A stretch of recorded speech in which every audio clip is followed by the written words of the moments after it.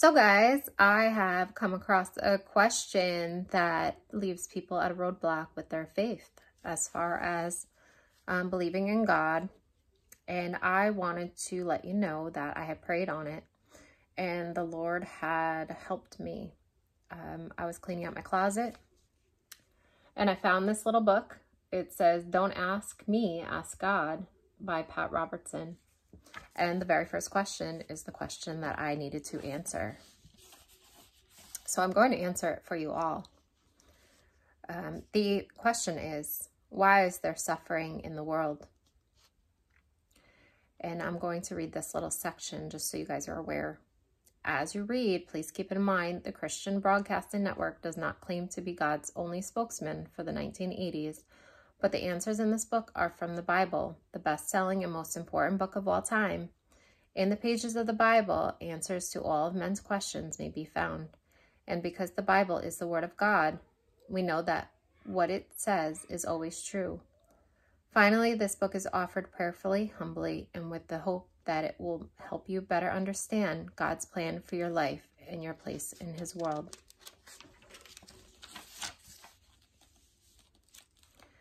Suffering touches everyone who lives on this planet. All you have to do is pick up a daily newspaper or listen to a news broadcast to know that a great many are suffering. People are suffering. They suffer because of automobile accidents or because of terrible diseases or because of crime. Some suffer because they were born in poverty, others because they were born in countries ruled by dictators. There are many causes of suffering, and the list could go on for pages, but our question is not concerned with causes.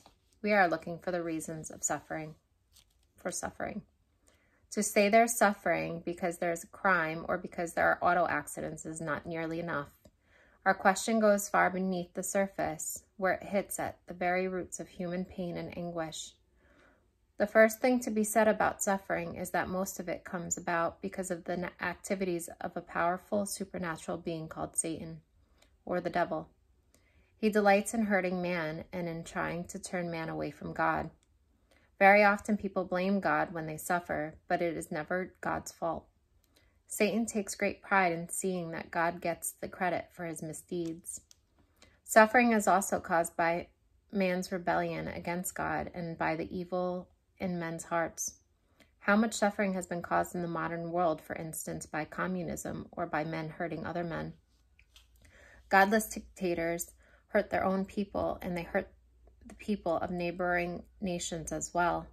As an illustration of this, just consider how much suffering has been caused in this century alone by men such as Adolf Hitler, Joseph Stalin, and Mao Zedong. As the result of godless dictatorships, there is suffering in the form of poverty, disease, and every form of heartbreak. You might say that suffering is a result of freedom. God has given Satan a certain amount of freedom, and he has also given man a certain amount of freedom. If man were merely a robot, an automation, then God would always force him to do what is right. But God gives man the freedom to either love and obey him or to rebel against him. And when man rebels against God, he hurts not only himself, but his fellow men as well.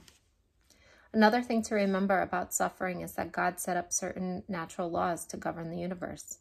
If it weren't for the law of gravity, we would all go floating off into space. But that same law is going to cause pain to people who jump from the tops of tall buildings. The hurricane is another example of this. The hurricane is the Earth's way of releasing pent-up energy, heat and energy. The heat from the southern climates has to move north and be discharged from the earth. When that happens, it causes a violent wind to blow.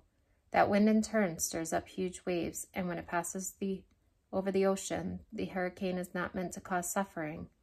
But if people ignore the warnings of nature, they will be injured by hurricanes. The same thing is true of fault lines, such as the San Andreas Fault.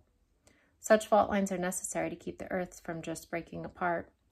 But if people insist upon building houses on the San Andreas Fault, as they do, then they are going to suffer when an earthquake comes. Such suffering does not result from God's intentions, but comes rather from man's foolishness. We can either go along with natural forces and accommodate ourselves to them, or we will be hurt by them. Much sickness, too, is man-made. Some of it is due to improper nutrition. People don't eat the right things. God gives us natural sugar, but we bleach it to make it white. We eat white bread when whole wheat is much better for us. God gives us naturally fibrous fruits and plants, but we boil the fiber away. We do the same things with oranges when we squeeze the juice out of them and throw away the pulp, which is the most beneficial part. We also take the skins off the potatoes and eat only the insides of them. In doing so, we throw away the part of that God made to help us stay healthy. And then, it is probable that 75 to 80% of the illnesses in the United States are psychosomatic. We have not learned to cast all our cares upon God, as we are advised to do in 1 Peter chapter 5, verse 7. And so we let our worried and harried minds make us sick. Others of us are voluntarily sick. We make ourselves sick through doing such things as smoking cigarettes, drinking alcohol, and ingesting drugs. Automobile accidents cause 56,000 deaths in our country each year, and half of those involve drunken driving. The technological state of our society contributes to suffering too. If there were no automobiles, there would be no deaths and injuries resulting from highway accidents. Our air would not be polluted with smoke from factories and automobile exhaust if there were no cars and factories. All of these things are part of the price we pay for our state of civilization. If we don't want to pay the price, we can go back to a more primitive society.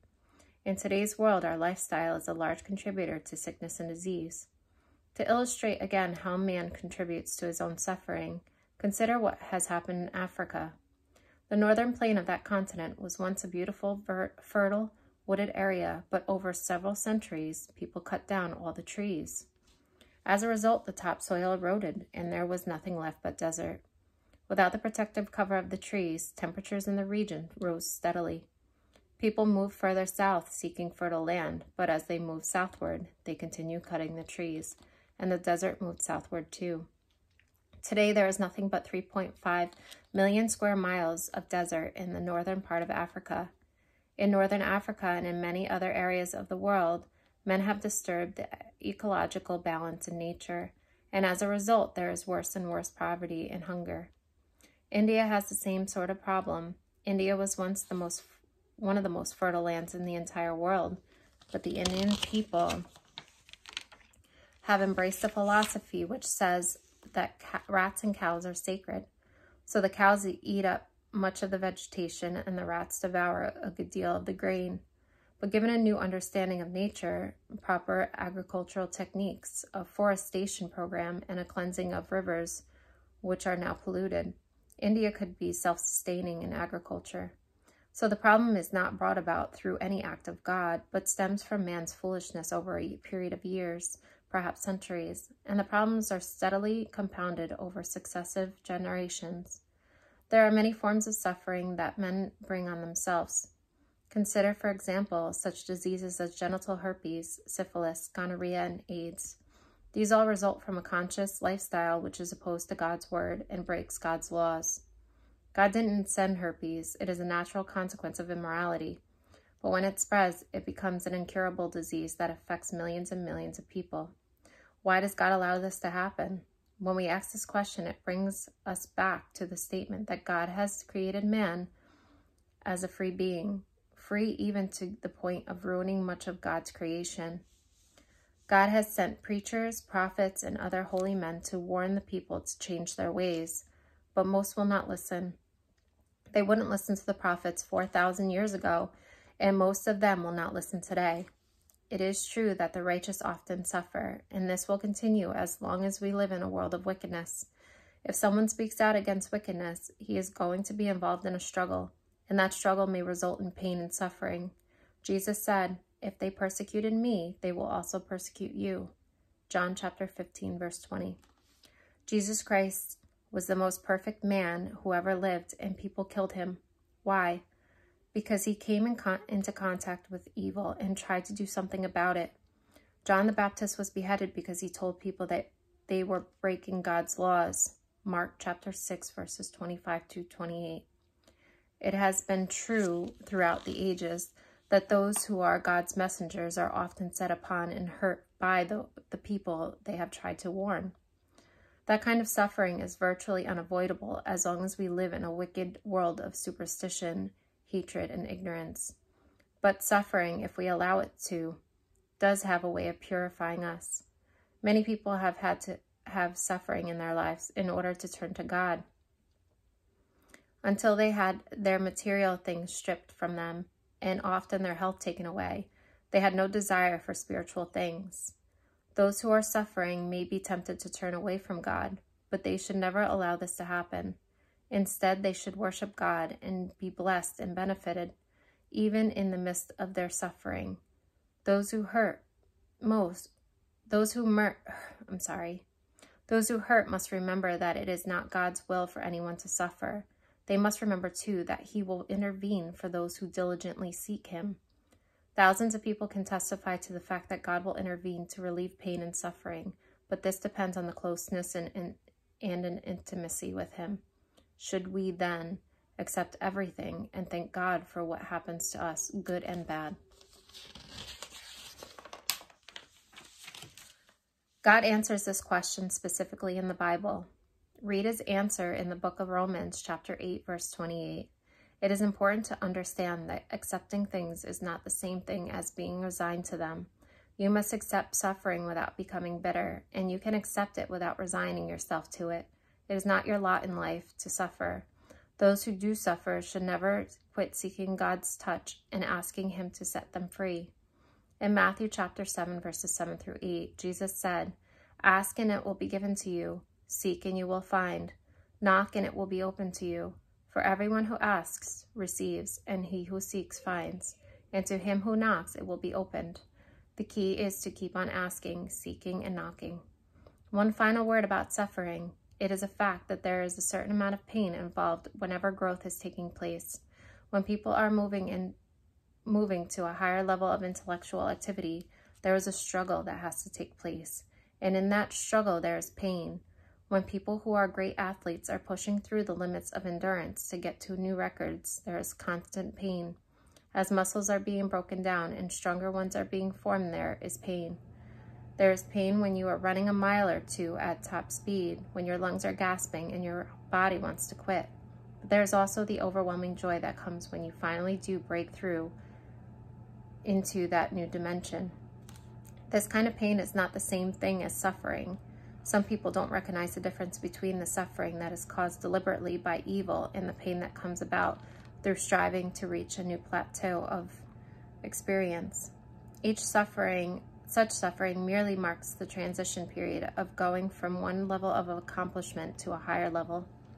All suffering is temporary. It will all pass away when Jesus himself returns to the earth. Revelation chapter 21, verse 4 says, "And God shall wipe away every tear from their eyes. There shall be no more death, nor sorrow, nor crying, and there shall be no more pain, for the former things have passed away." And that's the end of that question. I am going to answer the next question will be, why is there evil in the world? And I'm going to do that in another video. Again, this is the book, Don't Ask Me, Ask God, based out of the Bible, biblical answers. Discern everything through the Lord yourself. Anything you ever hear or learn, always discern it through the Lord. I love you all, and I pray that you all have a blessed day.